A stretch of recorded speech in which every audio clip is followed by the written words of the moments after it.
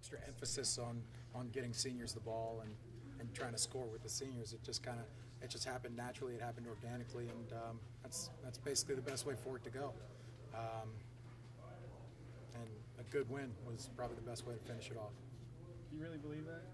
Do you think the coaches don't try to get their seniors touches on senior night? If they do, they hide it very, very well. I mean, I just thought we just rolled through the game plan, and this is kind of what happened. And happy I was able to help the team. How good did it feel to be a part of the passing game instead of just part of the blocking game?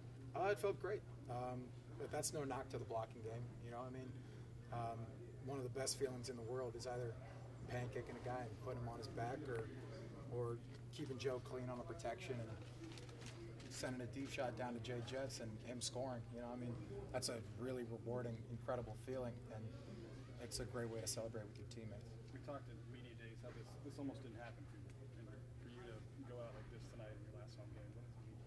It's special. It's special for me, but more importantly, it's special for my family, the people who've gotten me here, the people who've raised me and molded me.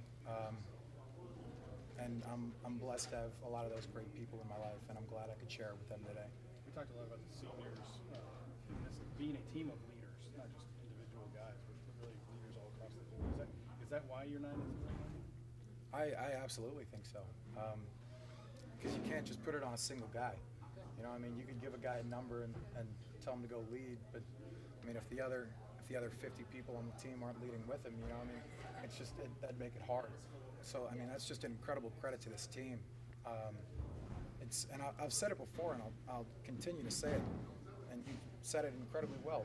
We are doing so well because our team is filled with leaders, on and off the field.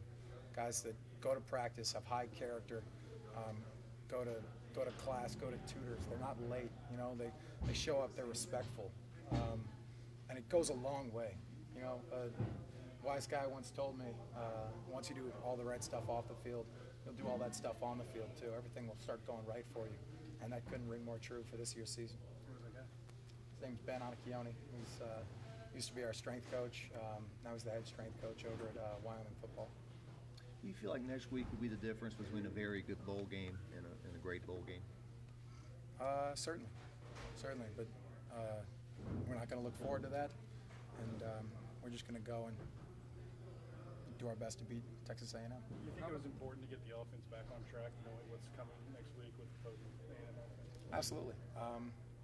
You know, we come out every week and we try to do our best and put up as many points as we can on the board. I'm really proud of the way we came out tonight, and I'm proud of the way we fought.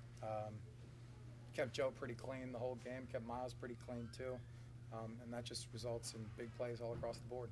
What do you think of Miles? Thought he played well. He's been in that situation before, and I don't think it was anything new to him. Very happy that we could see him out there. Would 10 wins mean a lot to this team? It's kind of like it's a milestone? It'd mean a lot for this program. Absolutely. I remember saying at SEC Media Days that was kind of one of my targets. You know, I didn't want to go too big. I didn't want to go too small, but I thought, you know, we haven't had 10 wins here in a couple of years, and I think that'd mean a lot. And if we did get to 10 wins, then we'd probably be in a pretty good spot for where we really wanted to be. But I'm really happy with how this team's done and the adversity that we've fought through, and just the fight that we've shown. Only 2 more games wearing that number 18. Do you think there's a player who's ready to fill those shoes? I think there are a lot of players ready to fill those shoes. I think there was a lot of players this year that could have filled those shoes and done just as well, if not better than I did.